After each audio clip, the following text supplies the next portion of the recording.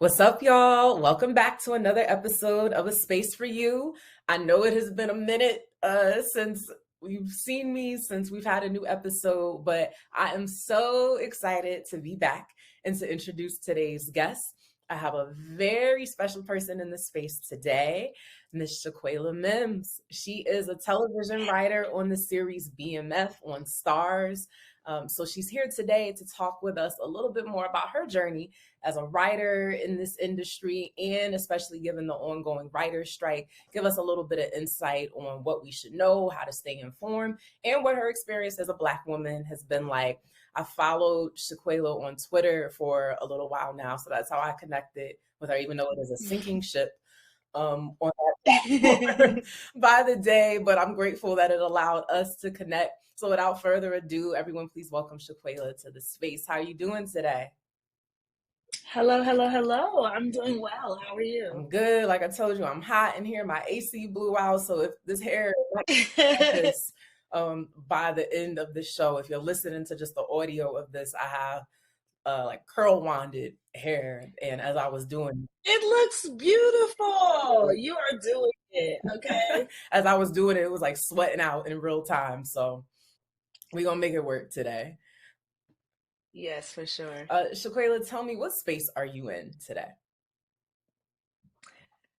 Today I'm in a space where there's a lot of great things happening in the midst of a bunch of chaos. You know what I mean? Like you get on Twitter or you read the trades, the Hollywood Reporter, Deadline, Variety, all of those.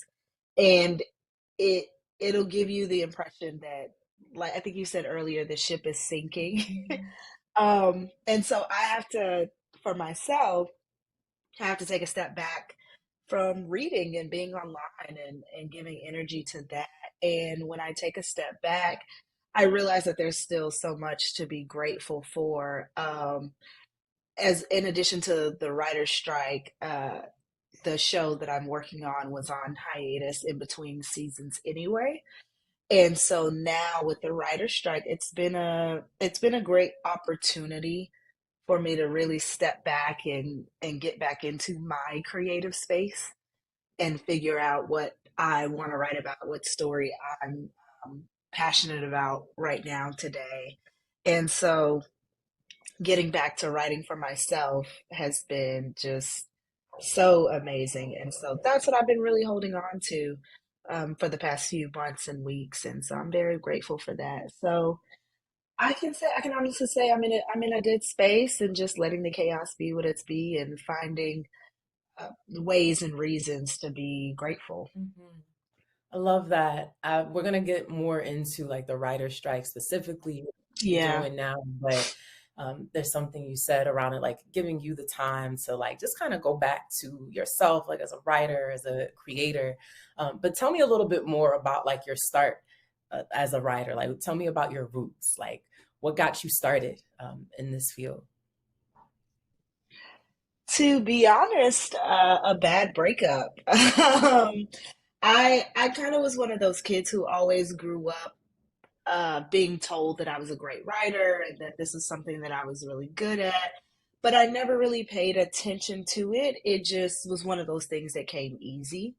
And so I was just like, oh, it wasn't until I got older that I realized that not everybody can write like this, or it doesn't come easy, you know what I mean, to everybody. So it took me a while to realize that writing was a gift and a superpower or a talent or whatever you want to call it.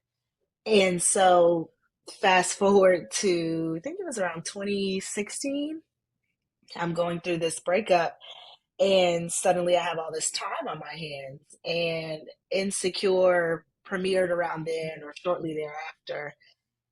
And I remember looking at the TV screen like, Issa Rae, like I used to watch this girl when I was just in college a few years ago on YouTube. How did she get to HBO? It was HBO at the time. And so I just started digging into it and reading about her journey. And for whatever reason, well, I know the reason, but it had not clicked for me up until that point that I could be a TV writer as a Black woman.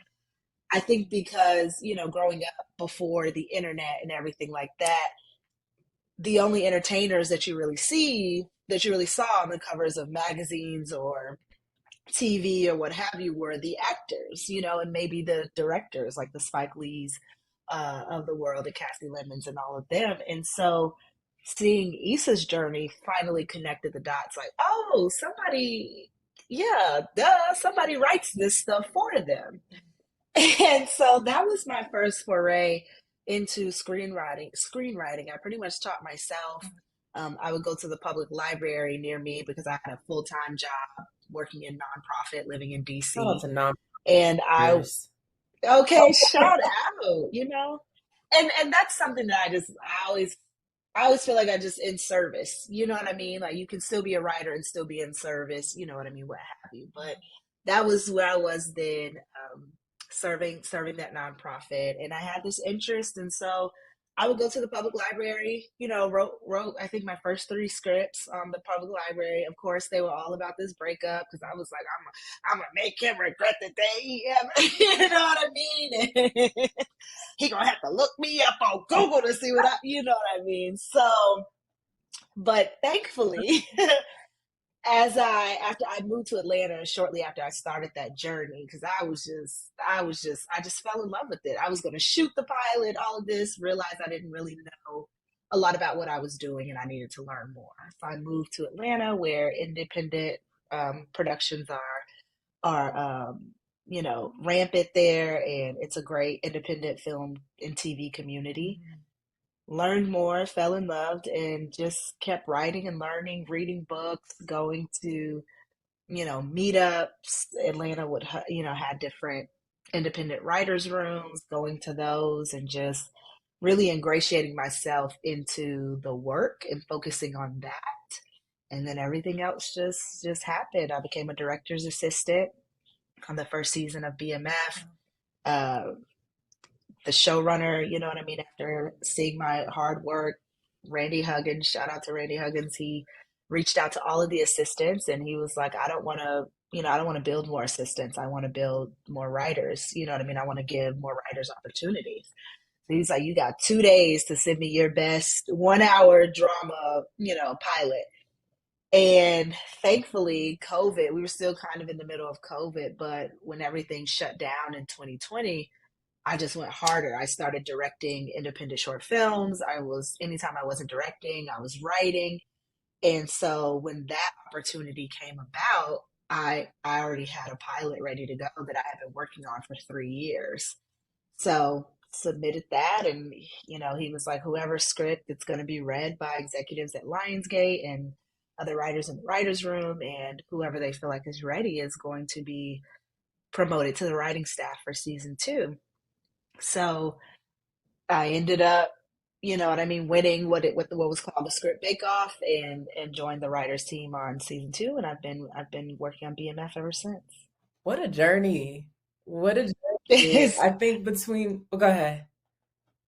was gonna say honestly, all glory to God, because there are times I don't know what I'm doing and how it's gonna work out. I just focus on the work and everything else comes, thankfully. Yeah, there's a couple moments you said that stood out to me, like making the jump like from nonprofit into that and like the breakup that spurred that, the pandemic too, that kind of pushed you even further Mm, into the work. So I'm looking at that and reflecting on how like these big life moments that we have, that in the moment might seem like kind of daunting. I think for myself earlier this year, I went through a major career transition, took some time off, took a leap of faith and taking another role, now starting this show.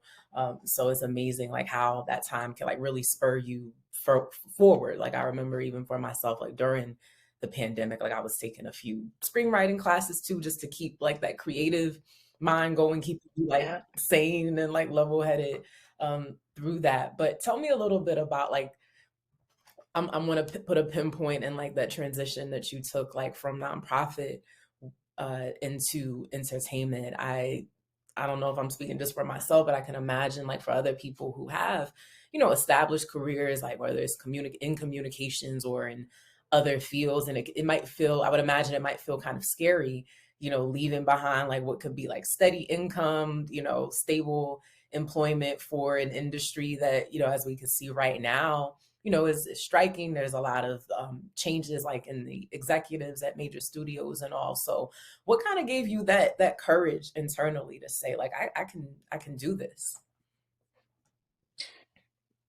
I I really I think what gave me the courage to do it was I didn't want to continue living my life the way that I was living it. Mm, So I was very secure and comfortable. I mean, I had been at this nonprofit for 5 years, actually working in communications. mm, So I was, still writing and creating adjacent, but it was working for this company, and I would go to an office every day and do the commuting and sit in meetings. And after 5 years of doing that, and I think coupled with the breakup, you just start thinking, if I'm not going to be with this, oh wow, I'm not going to be with this person anymore. How do I move forward? Well, to push that a step further, if I didn't have this job anymore, what would I want to do? Or if I could do anything, what would I want to do?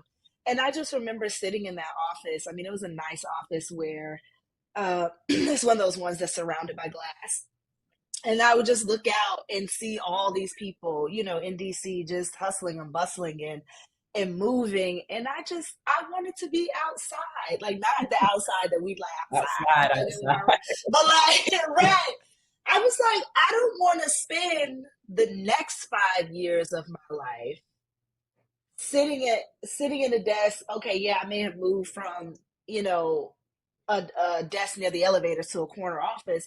I just didn't want my life to be like that. And so once I started to take the steps to figure out what I did love, what I was in love with it, I really just had a conversation with myself because I didn't know how anything was working out. I didn't. And that's why for me, it's all about faith because I left. I told my boss. I went in my boss's office one day. I had tears streaming down. I said I can't do it. I said I need to. I said I'm quitting. I'm giving you 2 weeks notice. Originally it was 2 weeks notice, and I was like I'm moving to Atlanta. She was like, "Do you have a job? Do you have another job?" I was like, "No." She was like, "Do you have another? Do you have a place to live?" I was like, "No." And she was like, "So what is your plan?" And I was like, I am going to move to Atlanta and become a writer director. Like, that's what I'm going to do. And so I feel like, I don't know if you've ever read The Alchemist, but life will send you the people and opportunities that you need when you are doing something bold and when you are taking a risk. And so she was like, "Do you have a job?" I was like, "No." She said, "Okay, you're going to still work remote for us if you want to while you live in Atlanta. Don't have to worry about that." Cool. Left my apartment in DC, moved back home for a month. I didn't want to, but I had to do what I had to do until I found a place in Atlanta. Found a place in Atlanta, moved. You know what I mean? These different things will work out. And I think sometimes so we care more about what the journey is gonna look like than we care about, what I mean, actually taking the journey. Mm. And I just wanted to take the journey. I knew that I just could not.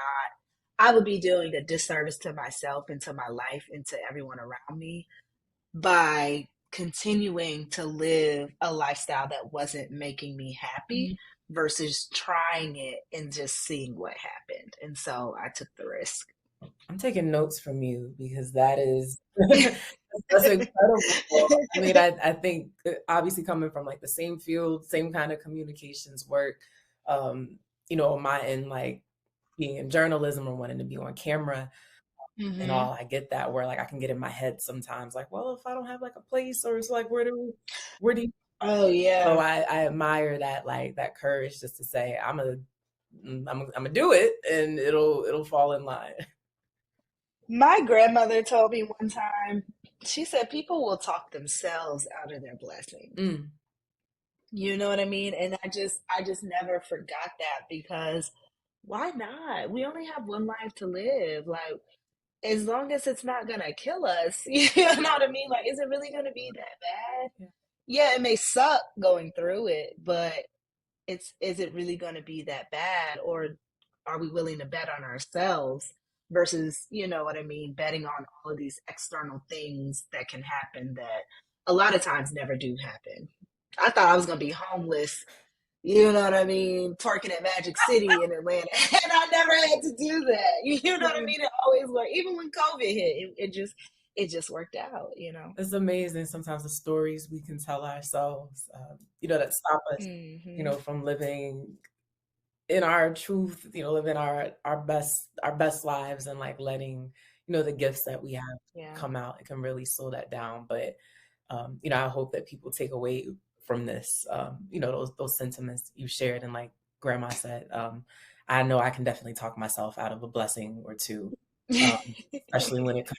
We all Yeah, do. Yeah. yeah, without just career, men, I talk myself out of those blessings all the time. Listen, or talk yourself out of trouble, depending on how Sometimes it's all right. it happens. Though. It happens. Sometimes it's all right. Yeah. Yeah, Sometimes it's all yeah. right. Getting into the writer's strike a little bit now. Um, how there was an article, I think you shared it with me as well on Mm. Refinery 29, like talking about the strike from the perspective of Black writers. But as a Black woman, how is this time impacting you?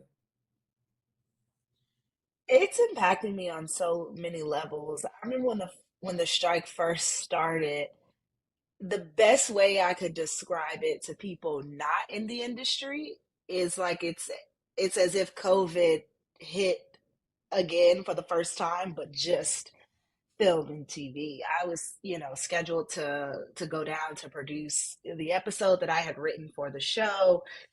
I was supposed to go down May 2nd and we struck May 1st. So I had to cancel that. So, already taking a financial hit, up front there. But I will say that what's been keeping me through is one, my family. Like they're so sweet. They'll ask like, what's the latest on the strike? Like how it's going? And I say they're sweet because they don't fully understand, and then I'll just kick off into a rant, and they'll just be like, "Okay." So they've been keeping me sane and really, really, like I said, trying to be grateful that I actually do have the time to spend with them. But also, I would say my community of writers and filmmakers. Like I can't tell you. I know when the strike first hit, I called one of my writer friends who lives in LA, and I was like, girl, I'm so mad. I can't do this. I can't do that. Like, I don't know how I'm going to do it. She was like, girl, I just started my first week in the writer's room and we had to shut down. And I don't know how I'm going to. And, it's the community that really keeps you going because I know that on days where I may not feel that gratitude, I may not feel that joy and things like that, or when it gets to be too much, I have people that I can reach out to and say, hey, honestly, this is how I'm feeling today. And they, you know what I mean, will pull me back, talk me off the ledge, and vice versa. I've gotten those same calls from friends like, okay, we're entering, month two. I don't know if this continues. I don't know how I'm going to pay my rent, things like that. And so I would say my family and my community of writers is what's keeping me going, in addition to, like I said, focusing on what I can do during this strike, which is work on passion projects and things like that. Yeah, I want to hear about some of those passion projects coming up in the interview. But I think that as you were talking, I'm like on Twitter as how we connected and all, and it's where I've follow a Mm-hmm. lot of Black writers, showrunners, and all. Like you spoke a little bit earlier about like Issa Rae and all, and how that kind of opened up the door to that. And I feel like social media has given me so much insight into a world where I'm like, I didn't even know that that was like a field or like a job that Mm-hmm. you could even hold. But with that, like I've been watching, some of the sentiments that folks are sharing about, their personal experiences with the strike. And I've gotten the Mm-hmm. feeling in the sense that because it's Hollywood, I think that people always have the misconception that if it's, attached to a network or a streamer or it's Hollywood or entertainment in some way, that anybody involved got money or, Oh, for they're sure. For sure. Yeah. realizing that in this writer's strike that there's a lot at stake, for folks' livelihood in terms of like equity and pay fairness and like giving real opportunities for writers and particularly Black writers, to Mm-hmm. really stake their claim in this industry. So I said the word already, but tell me a little bit about what is at stake in this strike, like and in particular for Black writers, like what for folks who may not, be as closely tied to the strike, what are like some things that writers like yourself are advocating for, and what is at stake overall for you and for the industry? What's at stake overall is the opportunity to actually have a career as a TV writer. So, the way the industry has gone in the past few years with the rise of streamers and the previous agreement and things like that, and honestly just the way that these studios are moving, it's basically turned into a gig economy. You know what I mean? Where if you don't, it's just like any other gig economy or any other industry like Uber, Lyft, DoorDash. Yeah. If you don't get out and drive today or, what have you, you're not going to have the income that you need, you know what I mean, to survive and to live basically.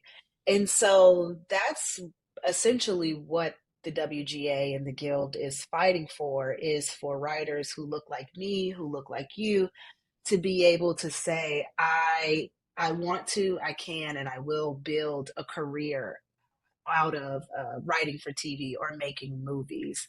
For Black writers in particular is an opportunity to be in the room and an opportunity to actually build a career over time and actually grow into the role of showrunner or grow into the role of, you know what I mean, being a Shonda Rhimes or a Ryan Murphy or somebody like that. It's going to be very hard for that next creator to come up because of the way that the industry is going now, and the opportunity, it's like, less opportunities, more competition, but also less pay. And so I know several writers who have other jobs, you know what I mean? I think between the writer's strike and like the recent like striking down of like affirmative action and the book bans, all this Ugh, stuff, like it just feels in line with me with like this white lash that the country has been in since the yes. 2016 election, or like how the golden Yeah. age of streamers, like it allowed Black and brown creators, writers, actors, and actresses alike and producers, all roles across the industry to get those opportunities to have different stories told. And now that it's like some steam has been Hmm. built up a little bit around that, some momentum gained, it's like the rug is snatched from underneath us, and I feel that in It almost every is area of life now. for sure. Honestly, I don't know if I can curse, but I'm going to say this anyway. It's fucking crazy Mhm. because, like, the studio, the world knows what needs to be done, right? Like, you think about 2020 when, even for Hollywood specifically, realized that, oh, we have a racism problem. Oh my God, we have a sexism problem too. Mhm. So they come out with all of these initiatives, and we're going to do this, and we're going to start these programs. They hire these, you know, diversity, equity, and inclusion officers, and we're working on it. And so that tells me what needs to be done. How to appease and satisfy writers, audiences, and things like that. Even what I mean with the justice that was won in the George Floyd case. This country knows what needs to be done, but as soon as what I mean, time passes and we move away from that. Just last week, I think four diversity, equity, and inclusion officers Yeah. from these different studios were either pushed out, fired, or what I mean, stepped down. So it's like, oh, so here it is 3 years later. Now you don't need them anymore. Why is that? Mhm. And then then you look at what's happening with the Supreme, with the Supreme Court. Like, oh, we don't mind if we don't think race should be included in college Mhm. admissions, but it shouldn't apply to the Yeah. military. It's just, what I mean. I feel like this.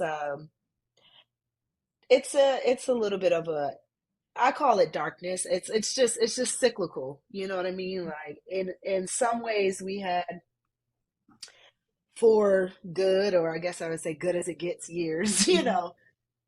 between 2008 and 2016. And now, Yeah. I think I was under the belief that, like, oh, okay, maybe the just the madness that's happening won't last this long after the last election, but we're still in it. And it's crazy, but you'd be surprised how, politics and things plays a role, even what's happening now with the strike in the entertainment industry. So it's all related, but it's all intentional too, which is very saddening and maddening. I agree.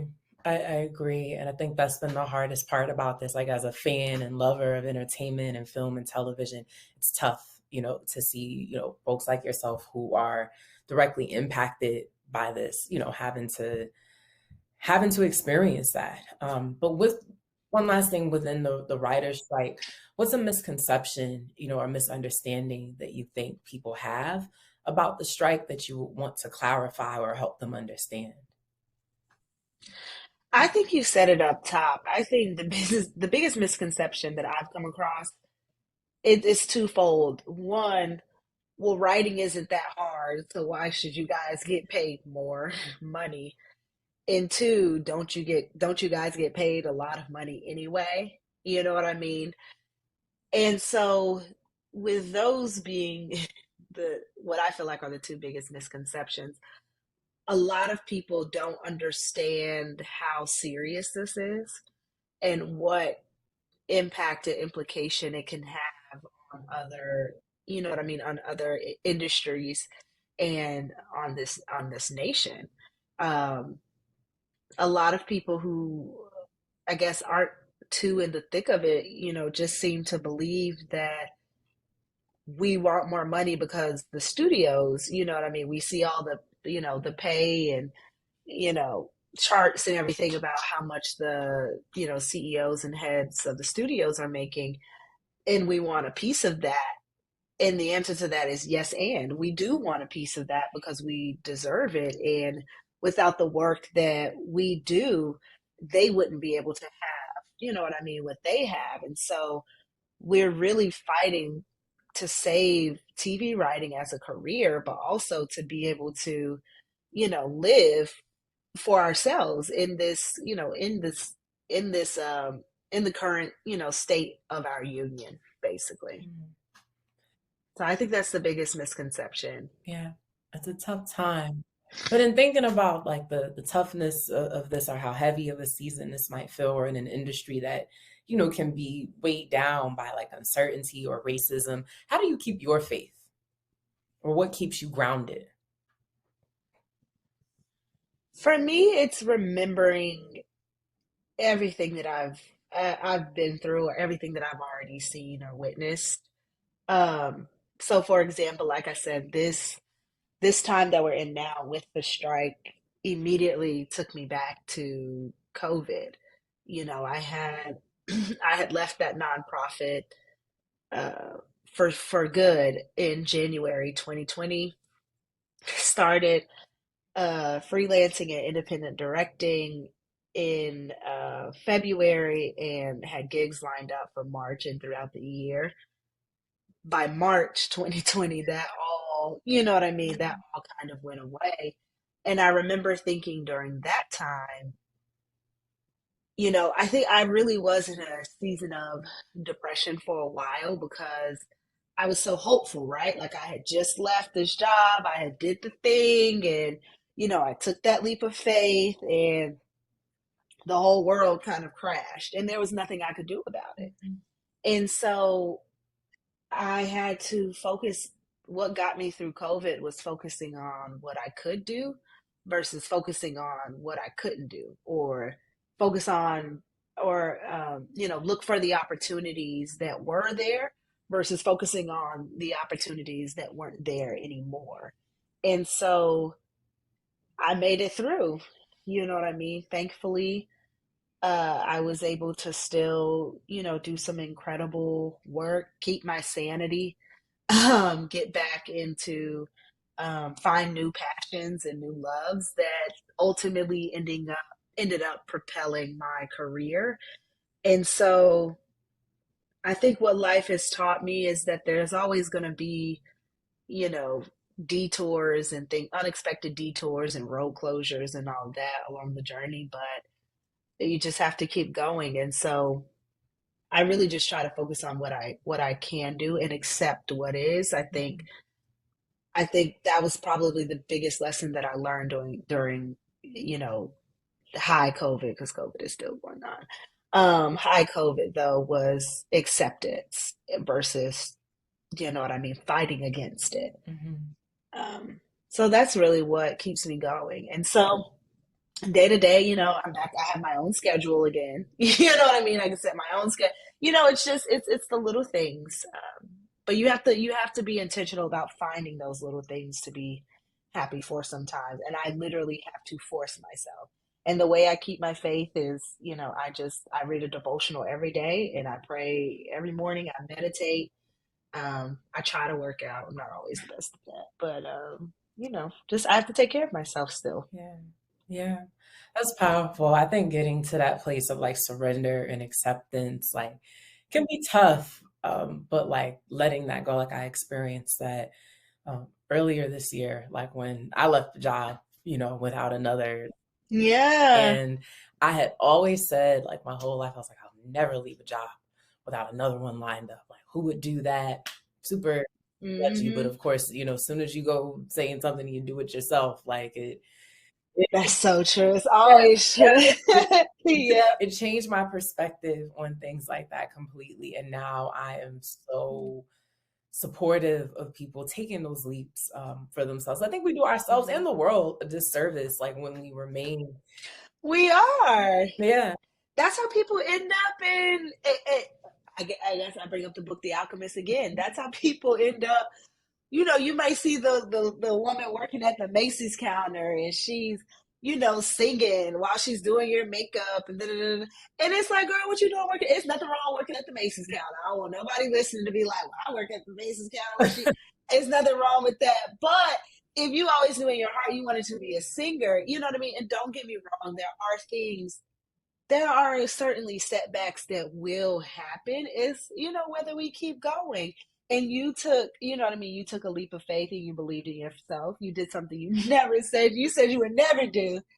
And I don't know, would we even be sitting on this podcast right now if you hadn't done that? No, no, I had had this idea for at least 2 years now, and I couldn't think of a Mm. name for it in that time. I was like, I know the Mm. concept, like who I want to talk to, what I want to talk about, I Yeah. just couldn't, I didn't have like the clarity to bring those pieces together. I think that when you're in that That's state good. of like just survival or like just plowing through your routine and like doing what we have to do, it can be tough to find those pockets of time to do like what you want to do, or like, or if you're so drained by like Yes. the job that like you're not happy in, or the relationship that you're unhappy in, or whatever that circumstance is. I know it can be tough, to do that. And I think I say all this with the understanding, like similar to, I think, to what you were getting at, that like lives, and like I'm not ignorant to the fact that there are like structures and systems and forces and things outside of our control, that can get in the Right. way of those dreams. But I think as often as possible, I've learned from earlier this year and now in hearing your experience that if we can like take that leap, because I think we'll be better for it, on the other side of that. You know what I love about what you just said is, you said you had the concept, you had this, but what you needed was clarity, and what was in the way of having that clarity or gaining it was being in survival mode. But what's so dope is so full circle is that you ended up naming your podcast A Space for You. And that's exactly what you had to do in order Mm. to find the name for this podcast. You had to make space for yourself. And I think that's really the whole thing, is that sometimes because we have, these judgments or life, lives, we don't make space for the rewards or for the blessings or for the journey. And so sometimes you do have to leave that job, even though you said you never would. You know what I mean? You do have to leave, you know what I mean, that person that you're with, even though, you know what I mean, it feels so good to be with them when it's good, you know what I mean, and it sucks when it sucks, but it is what it is. You know, we do have to create that space. So I don't know. Congratulations and kudos to you. I think a space for you is the perfect name and honestly the perfect branding. Like you got books, you can have, you know what I mean, lifestyle wear, podcast, you know what I mean, an app. Like, girl, you got it going on. This is just the beginning. This is just the beginning. As long as you continue to make space for everything else. So Thank you. I received that so much. Oh my goodness. It's been a journey, and I yeah. think we talked like we had like a quick for folks that are listening, we had a quick prep call before this and I was telling Shaquayla about, the last few months have just been a time, between starting a new job. I lost my grandmother, Mhm. at the start of May. And that's what I mean by like, those life moments happen. This is my first episode back times Yeah. when I set the intention of doing like at least, two episodes a month or so. So, still finding that balance. But I think, when you have, it's taught me that when you have like that idea or something, it didn't just come into your mind like by accident, So I felt compelled and like almost like a responsibility that like I have this, I have to Yes. see it through. And now that like I'm here now and I hear what you're saying, I'm like, okay, I have to see like what I can make of this. So thank you for that reminder today. Yeah, I think everybody has a gift or talent or something in them that they are supposed to do for this world. And my prayer is that more people just go after it and live life and figure out what it is and actually pursue it. You know what I mean?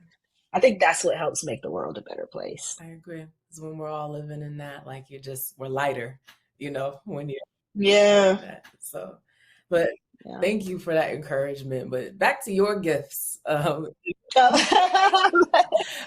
want to come back to what you mentioned earlier, like some passion projects that you've been taking on, in this time that you have now. Mm. So tell me a little bit more about those. What stories, as your career continues to evolve and grow, what stories are you looking forward to telling? So I always draw inspiration from life, either people I meet, situations, or just things that I read about, and but more often than not from my family. 'Cause my family is crazy, Welcome to and the club. I say that, yeah, I say that with love. You know what I mean? It's really insane, and so uh, last year I was working on a feature film about the legacy of my grandmother and how this one vacation that she took literally changed the trajectory of the generations of women that came after her, including myself. And I ended up losing her. She passed almost 1 year ago uh, today. She passed July 8th last year, and that took me down. I was just like, because I had been talking to her more, getting her insights into telling me the stories. What's really great though is that my grandmother was hilarious, but she gave me all of these. She would just call me and be like, "Hey, I have an idea. You should write about this. Like, this is so funny." So my grandmother was an entrepreneur. She had a tax business, a trucking business, and a home healthcare Go business. ahead. None of those things, but none of those things are related, except for the fact that she just like making money. And so, but she worked for herself. She was able to, you know what I mean. She lived the lifestyle she wanted to live, and I think that's what inspired me. And so there's a few ideas that her and I have talked about, more so comedies, a few reality TV show ideas that she had that I've actually taken the time to flesh I out, that I think are really good. But last year though, I was trying to write this movie, and then she passed. It was loosely based on her, and I just had such writer's block. And then one night, my dad called and he was like, what are you working on? And I was like, oh, I have work. And he's like, no, like, what are you working on for you? And he just like Mhm. went off on me. He was like, I know you just had this setback, but like you can't stop going. Like your mission isn't over yet. Like you were always writing for yourself and reading books and so I was like, I didn't feel like myself. And he recognized that and he kind of lovingly called aggressively but lovingly called me out Mhm. on it. And so I was like, okay, I don't really know what to do with this. I mean, he's right, but I don't know how to move forward because this was the first big loss that I ever experienced. I'm like, I don't know how to move forward. Um, and so, with the help of therapy and honestly just taking time, I woke up one night and I remember somebody saying to me one time, they don't make movies about the war while the war is happening. Mm. You know what I mean? It's not until the war is over that they start. And that's when I realized that I'm not in the right space to write this story about her while I'm grieving the loss of her. And I was like, I need to write something light. You know what I mean? Because I've been in drama mode. The show that I work on is a drama. And so I've been writing dramas for the past 5 years. Mhm. And I was like, I need something light in my life. You know what I mean? And so I've pivoted to working on comedies again, which is actually how I started writing. So everything comes back full circle. And now I'm working on a new comedy pilot and in the middle of writing that. And we'll see where it goes. I try to write with intention versus expectation. Yeah. So, I don't try to put that. I mean, if it gets sold, it makes me, you know what I mean? That would be great. But but right now I just want to tell a funny story and spend some time with, you know what I mean, some funny characters and just feel, feel something other than, you know what I mean, the anger and all of this stuff, all of these other more intense emotions that I feel when I think about the strike, the Supreme Court, and all this other stuff. I love that. And I'm wishing you like all the best in writing. I know you just said you write within Thank um you. I'm gonna mess it up, but writing with intention and not with expectation.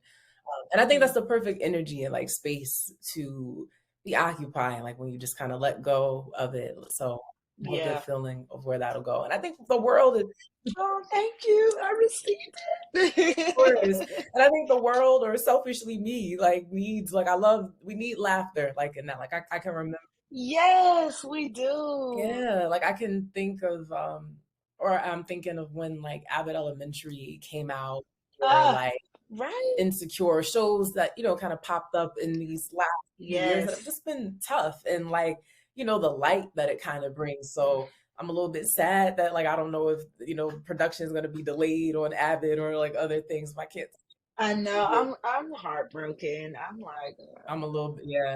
and then what really sucks is that even if you watch the shows, the writers aren't get the residuals. So it's like, don't get me started. But Goodness. so yeah, Between that, I'm I know. heartbroken about Grand Crew. That was one of my favorite shows. Um, And Southside, did you ever watch Southside? Girl, I know. I know. I I know. just wanted to scream like when I like, oh my God, I can't put into words how disappointing that was. Like I didn't. But that's why we need more Black writers so that we can continue to, my dream, my ultimate dream is to one day, you know what I mean, just be over all of this stuff and just have a complete network or streaming of just nothing but original TV shows and greenlight other writers and just really just set the world on fire because there's so many amazing stories to tell that need to be told. Do you know what I mean? Yeah, I'm glad you said So original we'll too, see. because while I love nostalgia Yes. piece and some of the reboots and or like retakes on things can be cool. I'm always a fan of like what's new, like an original little thing. What's So new? yeah. Yeah. I know we're coming up. Bless you. Oh, excuse me. Thank I you. know we're coming up, to the end of our conversation, but before we close out, what else do you want to make space for today? Hmm. That's a good question. You know what? To be honest, I really want to make space for more love. You know, that's something else that this strike has helped me realize is that, I focus so much on work, work, work. It's like, what else is there? There's more to life at the end of the day than just, working and being, what I mean, a boss bitch TV writer. Like, so I want to make space for more love in my life, I think. I love that. That's the honest answer. I'm not gonna lie, I was gonna tell a lie, but that was the first thing that came to mind. So I was like, nah, that's probably the truth. So I'm I love it. gonna I love it. Tell the truth. I think tell it. there's so many people could relate to that. I think myself, included, love in the forms of, someone's son wants to get their life together for me, or Right? the love Yes. of family. Or even somebody's daddy at this point. It's not playing. I'll go for that too. But my 30 is like peeking around the corner for me. So I'm like, yeah, it is. It's Yeah. that. Yeah, it's time for. I saw this meme where it's like, I'm at that age where I could date the son or the daddy at this point in time. And I was like, You know what? That is very true. Like I was in Atlanta recently, and I remember meeting like somebody they're a little older, and was mentioning he had a son. I'm like, well, the both of you, I'm sure, are very so like which Right. I guess I do have the option now. So good for me. Right. It's crazy, right? Like we're at that, yeah, we're getting to that I point. love that for us. So I do too.